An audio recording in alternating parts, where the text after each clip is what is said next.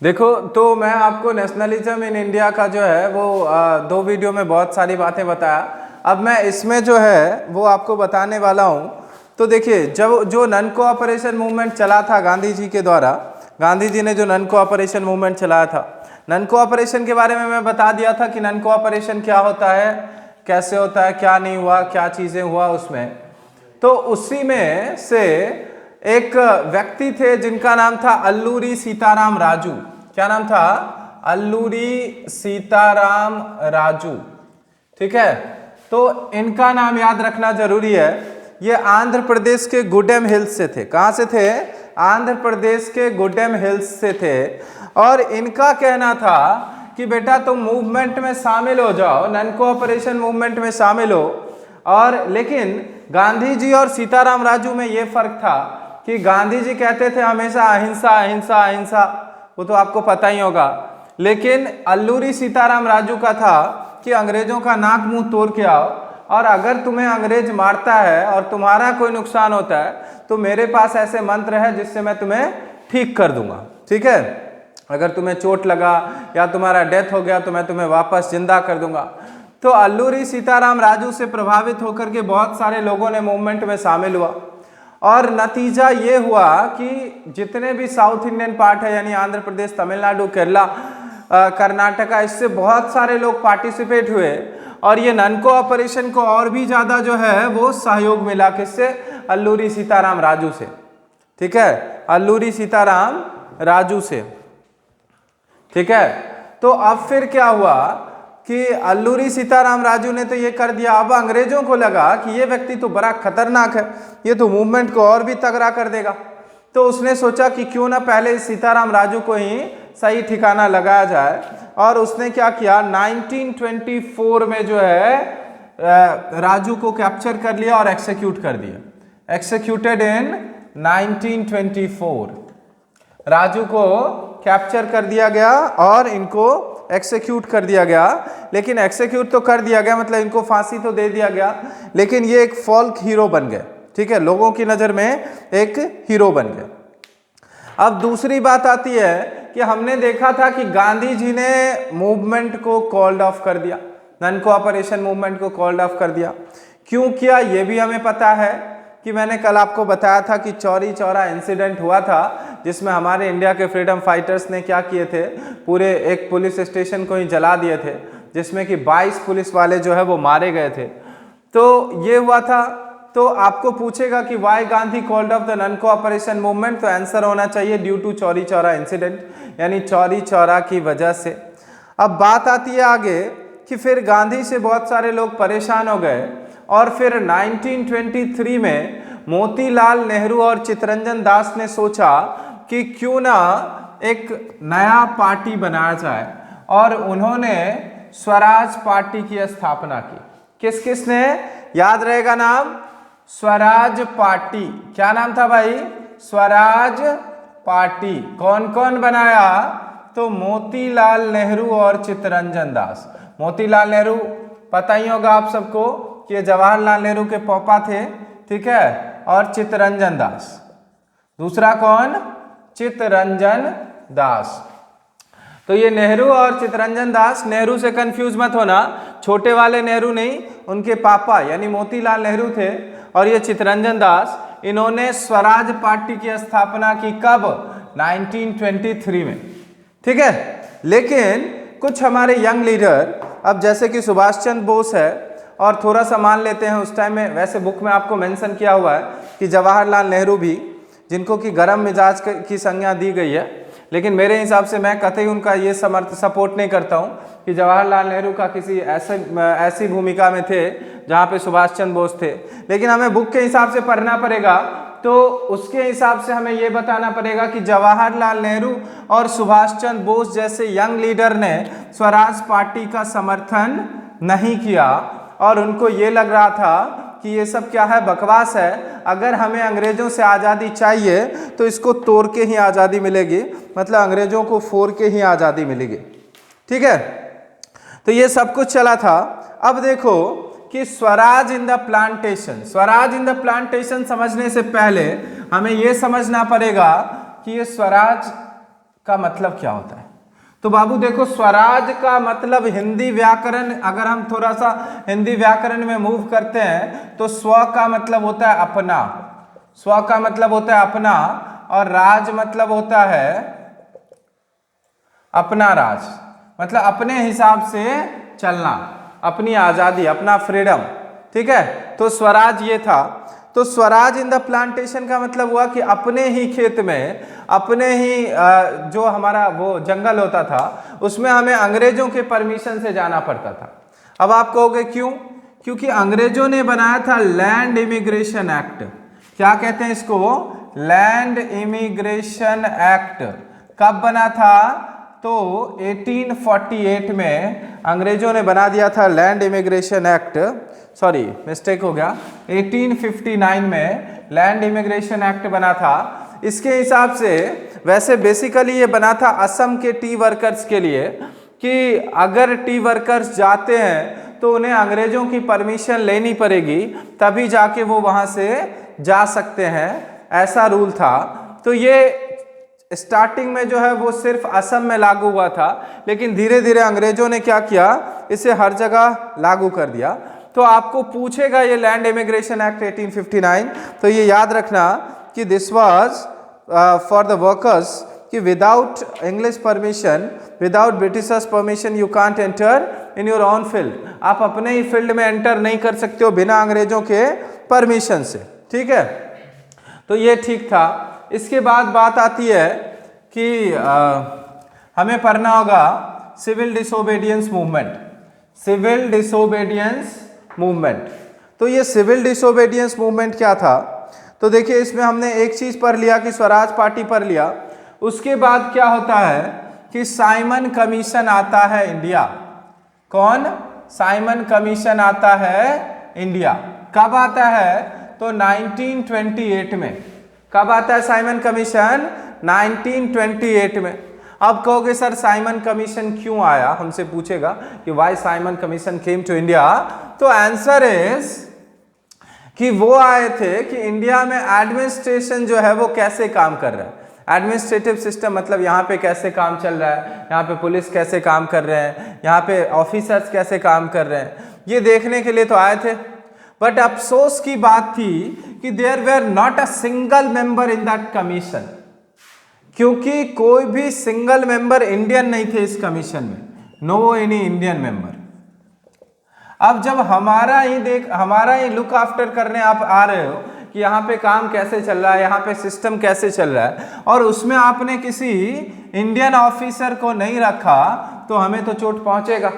और यही हुआ था उस टाइम भी, कि अंग्रेजों ने क्या किया कि कहा कि भाई साइमन कमीशन में कोई भी इंडियन मेंबर नहीं आएगा। हमारे जितने भी फ्रीडम फाइटर्स थे उनको आया गुस्सा, और उन्होंने करने लगे इस बकलोल का बॉयकॉट, कि boycott the Simon commission, boycott the Simon commission, यानी साइमन कमीशन का बहिष्कार करो, बॉयकॉट करो। तो आपसे पूछेगा कि why Simon commission were boycotted, आपका आंसर सिर्फ एक लाइन में होना चाहिए कि there was no any Indian member in that commission, क्योंकि उसमें कोई भी इंडियन मेंबर नहीं था, इसलिए इसका बॉयकॉट हुआ। ठीक है, और इसका जो बॉयकॉट हुआ उसको लीड कौन कर रहे थे? तो इसको लीड कर रहे थे लाला लाजपत राय। कौन लीड कर रहे थे? लाला लाजपत राय। ठीक है, लाला लाजपत राय जो लीड कर रहे थे इसको, इनको रैडिकल समझा जाता था, रैडिकल कहा जाता था। देखो, लाल बाल पाल तीन व्यक्ति थे, लाल से लाला लाजपत राय, बाल से बाल गंगाधर तिलक, और पाल से बिपिन चंद्र पाल, जो अंग्रेजों की आंखों में चुभती थी, क्योंकि अंग्रेजों के नाकों में दम कर देते थे ये। तो और रीजन ये हुआ कि ये बॉयकॉट तो कर रहे थे। अब देखो, इसमें बात ये हुई कि एक अदम्य साहस आपको देखने को मिलेगा कि अंग्रेजों ने क्या किया, इनको बॉयकॉट करने की वजह से इनको लाठी से मारते गए, और जितनी बार वो लाठी से मारता था उतने बार ये भारत माता की जय कारा लगाते थे। हर लाठी पे वो भारत माता की जय बोलते थे, और जब तक इनको पूरी तरीके से मार नहीं दिया तब तक अंग्रेजों को चैन नहीं मिला, और लाठी से तब तक मारता रहा जब तक कि ये इनका डेथ नहीं हुआ, इनका देहावसान नहीं हुआ, और तब तक वो भारत माता की जयकारा लगाते रहे। तो ऐसे व्यक्ति थे हमारे ये लाला लाजपत राय, ठीक है। तो इस बात को लेकर के लोगों में बहुत ज्यादा गुस्सा फैला, ठीक है, बहुत ज्यादा गुस्सा फैला और लोगों ने नारा दिया, go back Simon, go back Simon. आप इसे लिख सकते हो, क्या था नारा? Go back Simon, Simon commission वापस जाओ। हिंदी मीडियम वाले बच्चे लिखोगे कि साइमन कमीशन वापस जाओ, और इंग्लिश मीडियम वाले लिखोगे कि गो बैक साइमन। उस टाइम में वायसराय कौन था? तो उस टाइम में वायसराय था लॉर्ड इरविन। कौन था? लॉर्ड इरविन नाम था। तो लॉर्ड इरविन था उस टाइम में वायसराय। तो अब गांधी बाबा ने सोचा कि हम कुछ सिस्टम को लेकर के कहाँ पे चलते हैं। तो उन्होंने लॉर्ड इरविन के सामने कुछ डिमांड रखे, ठीक है, 11 डिमांड रखे कि आप इस 11 डिमांड को फुलफिल करो। और उस 11 डिमांड में क्या था कि जितने भी एसेंशियल फूड आइटम है उस पर टैक्स रिड्यूस करो, पॉइंट पहला था। दूसरा, जो सबसे बेसिक चीज थी सॉल्ट, तो सॉल्ट पे काफी ज्यादा टैक्स लगा दिया था। तो बाबू देखो कि सॉल्ट एक ऐसा चीज है जो गरीब अमीर सारे लोग यूज करते हैं। तो अगर आप इसी पे टैक्स बढ़ा दोगे तो फिर तो अफोर्ड करना मुश्किल हो जाएगा। तो गांधी बाबा ने इसके लिए भी पत्र लिखा। कब? 31 जनवरी 1930 को। कब? 31 जनवरी 1930 को वायसराय लॉर्ड इरविन को उन्होंने 11 डिमांड लिख करके एक लेटर भेजे। लेकिन इरविन जैसा पगलेठ आदमी, उसने क्या किया? गांधी की गजब बेइज्जती कर दी। उसने लेटर को जो है वो सही से देखा भी नहीं और बिना देखे ही फाड़ के फेंक दिया, ठीक है। तो यहाँ गांधी बाबा की हुई बेइज्जती, उनके दिल पे लगा चोट और उन्होंने कहा, बेटा अब तू रुक जा, अब तुम्हें मैं दिखाता हूँ। और उन्होंने सोच लिया कि अब मैं सॉल्ट मार्च करूंगा। क्या करूंगा? सॉल्ट मार्च, जिसे हिंदी में कहते हैं नमक सत्याग्रह। क्या कहते हैं? नमक सत्याग्रह। अब गांधी जी के साथ एक बहुत बड़ा बकलोली था कि वो हमेशा सत्याग्रह पे रहते थे कि भाई हम, अब देखिए आपको पूछेगा कि व्हाट इज सत्याग्रह, तो आप सत्याग्रह टर्म इतने बार सुन चुके होगे ना कि आपका भी माथा पक गया होगा। लेकिन फिर भी एक बार और मैं पकाऊंगा कि सत्याग्रह का मतलब होता है, बेटा सत्याग्रह का वर्डली मीनिंग होता है सत्य प्लस आग्रह, सत्य प्लस आग्रह।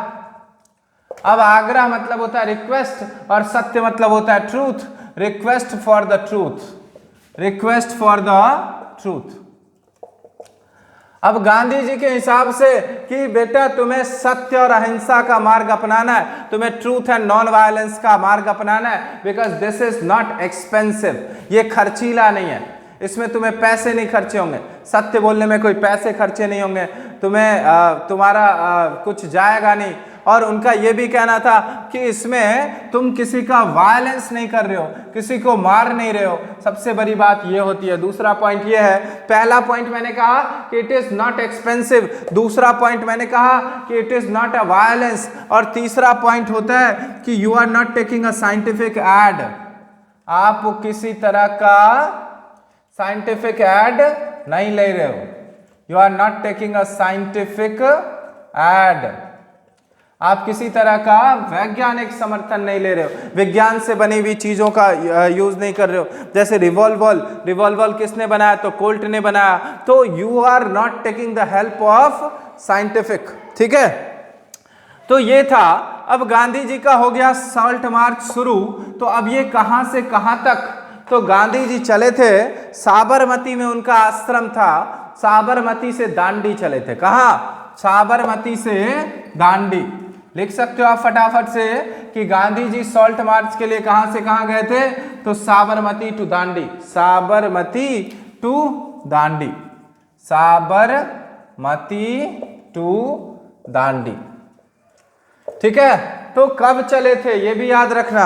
तो ये 11 मार्च को निकले थे। देखो 31 जनवरी को इरविन को लेटर दिए थे, 11 मार्च को निकल पड़े थे। कहां? सॉल्ट मार्च को लेकर के, सॉल्ट मूवमेंट जिसे हम कहते हैं। और देखो इसको आप याद कैसे करोगे, आपको लिंक से याद करवाता हूं कि इनको टाइम कितना लगा था? 24 दिन, 24 डेज लगे थे।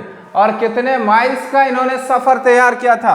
तो 240 माइल्स, 24 डेज 240 माइल्स। कितने वॉलंटियर्स के साथ? 78 वॉलंटियर्स के साथ। कितने 78 लोग इनके साथ चल पड़े थे। कहाँ? 240 माइल्स। बेटा 240 माइल्स का मतलब होता है लगभग 384 किलोमीटर। तो 384 किलोमीटर गांधी बाबा ने 24 दिन में वो ट्रेवल किए थे और फाइनली ये 6 अप्रैल को पहुंचते हैं। वहां पे जाके नमक तैयार करके अंग्रेजों के मुंह पर लात मारते हैं कि देखो बेटा मैंने अपना नमक तैयार कर लिया, अब ये हमारा ही नमक यहाँ पे चलेगा। तो ये ओवरऑल चीजें जो है वो सिविल डिसोबीडियंस मूवमेंट में आता है। ठीक है, यहाँ पे इन्होंने नमक तो तैयार कर लिया। अब उसके बाद गांधी के जो मोस्ट ट्रस्टफुल डिसाइपल थे उनका नाम था अब्दुल गफ्फार खान। क्या नाम था?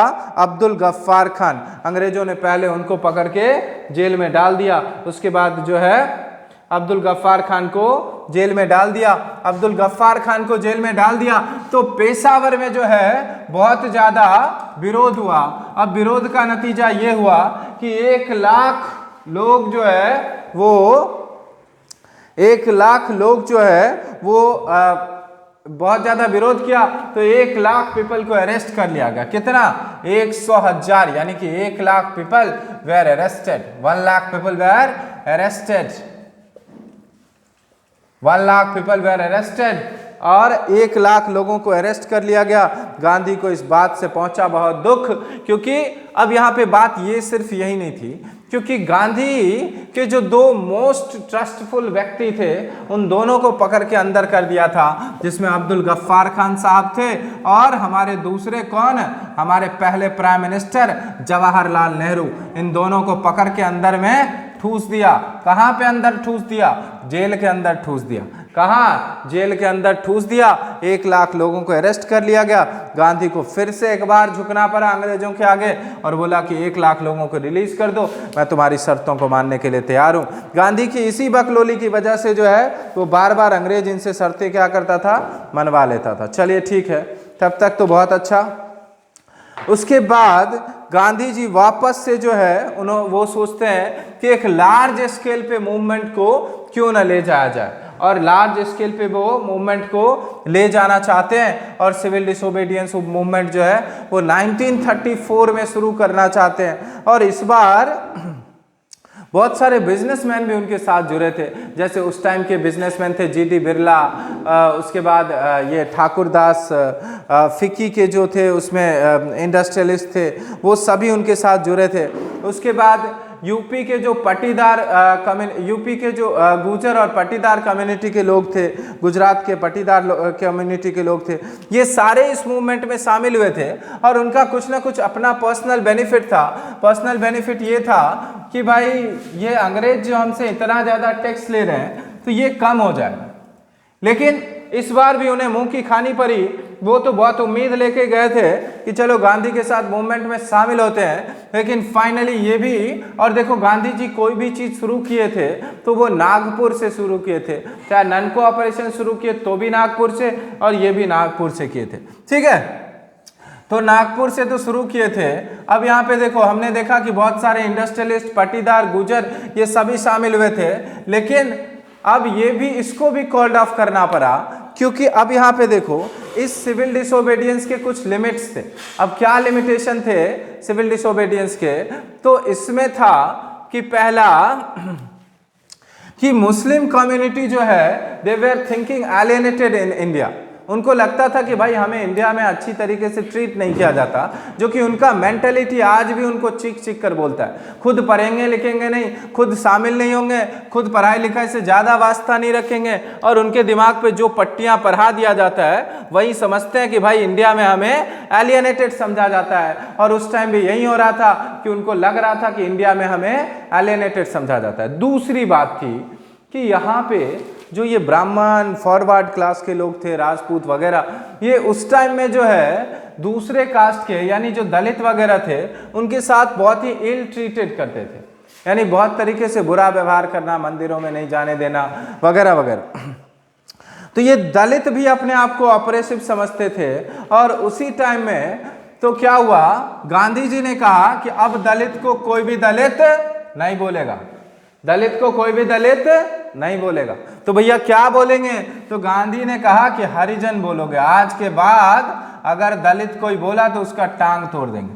ठीक है, चलो कोई बात नहीं, तो हरिजन बोलेंगे। हरि मतलब सब जानते हो, हरि विष्णु यानी कृष्णा, ठीक है। जन मतलब लोग, यानी जो भगवान के प्यारे हैं वही हरिजन है, जो भगवान के प्यारे हैं वही हरिजन है। तो इतने पे ही नहीं रुके गांधी जी। गांधी जी कहाँ गए? टॉयलेट साफ करने गए।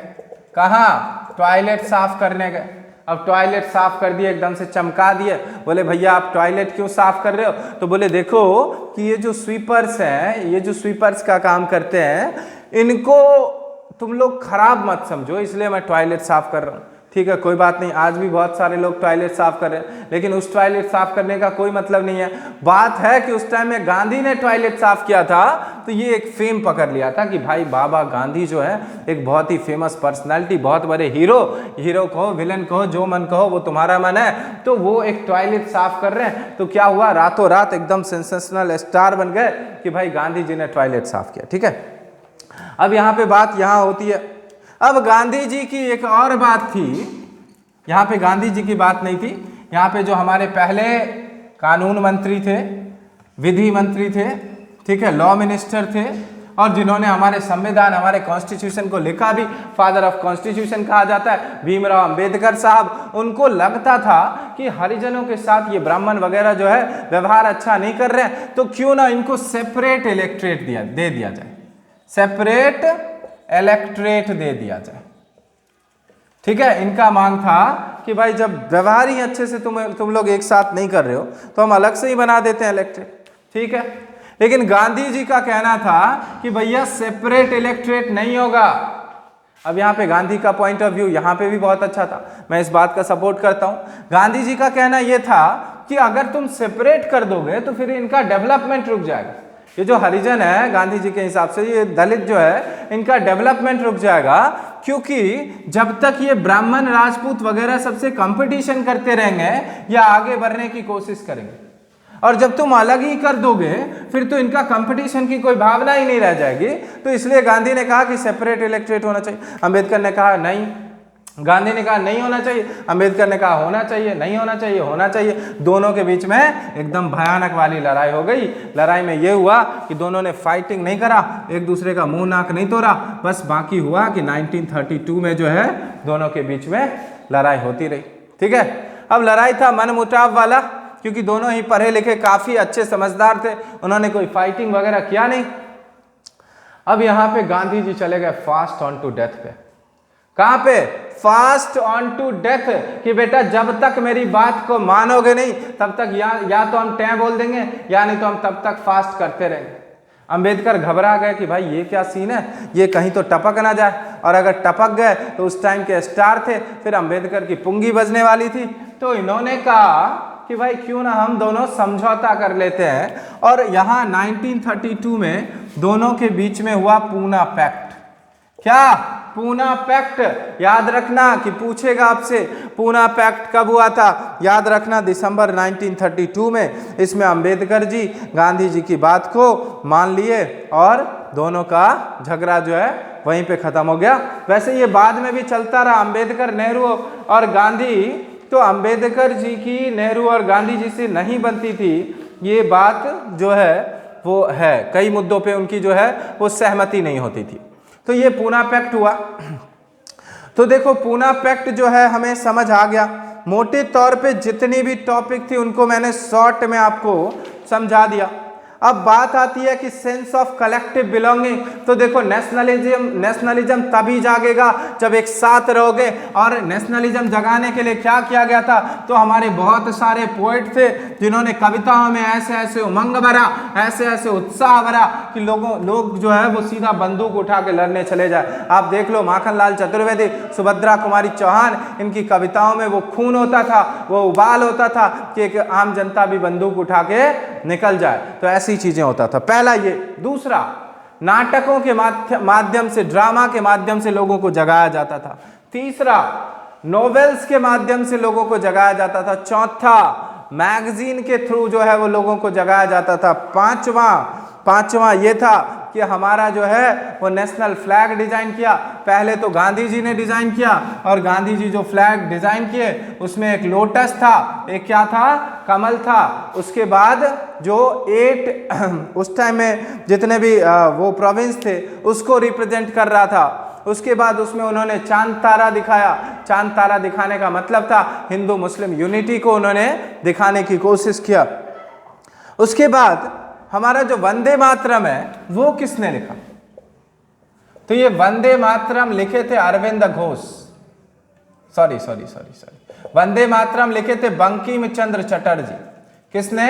बंकिम चंद्र, या तो चट्टोपाध्याय को या चटर्जी को, ठीक है, इन्होंने लिखा वंदे मातरम। अब ये वंदे मातरम लिए कहां से थे? तो बेटा याद रखना, इसको एकदम घोल के पी जाना कि वंदे मातरम इन्होंने लिया था आनंद मठ नॉवेल से। कहां से लिया था?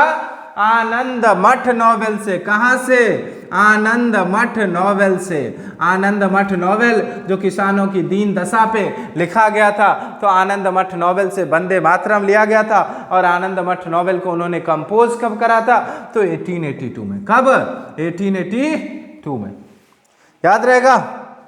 उसके बाद हमारे भारत माता का जो इमेज पोर्ट्रे हुआ, इमेज डिजाइन किया, तो वो किसके द्वारा किया गया? तो इमेज डिजाइन, बेटा ये क्वेश्चन पूछता है बार बार, इसलिए इसको भी घोल के पी जाना कि भारत माता का जो इमेज डिजाइन हुआ वो किसने डिजाइन किया? तो अवनींद्रनाथ टैगोर साहब ने। किसने भाई? अवनींद्रनाथ टैगोर। किसने? अवनींद्रनाथ टैगोर। इन्होंने भारत माता का इमेज पोर्ट्रे किया था। उसके बाद, ठीक है,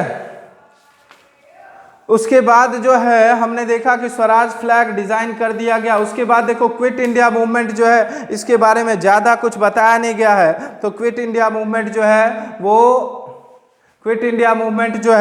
वो 1942 में 14 जुलाई 1942 को चला और 8 अगस्त 1942 को ख़त्म हुआ। तो ये क्विट इंडिया मूवमेंट था। क्विट इंडिया मूवमेंट के बारे में अगर होगा तो मैं बाद में बताऊंगा, अगर आपको जिज्ञासा हुई तो पूछ लेना, ठीक है। क्विट इंडिया मूवमेंट में भी ऐसे ही मूवमेंट था जिनका मकसद था कि भाई अंग्रेजों भारत छोड़ो, ठीक है। तो ये चीज़ें हैं। तो ये मैंने आपको सारे टॉपिक कवर करा दिया। अच्छा लगे तो शेयर करना, नहीं अच्छा लगे तो बिल्कुल शेयर मत करना। लेकिन देखो, जब तक शेयर और सब्सक्राइब नहीं करोगे मुझे भी मज़ा नहीं आएगा, आपको चीज़ें नहीं दे पाऊंगा। इसलिए बेहतर है, मैं बार बार कहता हूं कि चीज़ों को क्या करो, शेयर करो और सब्सक्राइब करो। क्योंकि मैंने एक चीज़ जो आपसे कहा कि मैं आपको हर चीज़ का, हर सब्जेक्ट का वीडियो दूंगा और वो भी बेहतरीन तरीके से आपके कानों तक गूंजेगी बातें, ठीक है। और आपको याद करने की जरूरत नहीं पड़ेगी, क्योंकि मैं जो पढ़ाऊंगा वो ट्रिक के साथ पढ़ाऊंगा। तो जब ट्रिक के साथ पढ़ाऊंगा तो याद करने की जरूरत नहीं है। तो मैं कहता हूं बार बार कि जितना हो सके जिसको जानते हो उसके साथ शेयर कर देना, सब्सक्राइब कर देना। ओके, तब तक के लिए बाय।